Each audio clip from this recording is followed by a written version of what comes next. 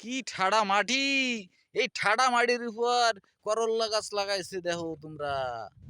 কি সুন্দর, কি সুন্দর! এই তো করল্লা গাছ। আর ঠাড়া কড়কড়া ছাগলের পায়খানার মতো মাড়ি। খেতে নাকি এবার করল্লা হইব।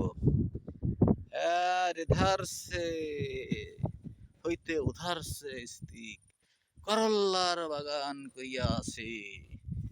দিঘির পাড়ে ঘাড়ের বাড়ি কি সুন্দর করল্লার ঘের দিছে বাঁশ দিয়া।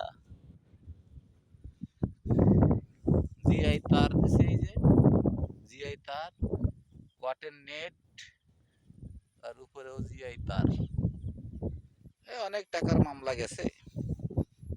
এই করল্লা গুলো বড় হবে আর ৮০ টাকা কেজি বিক্রি হবে এক সময়। ৮০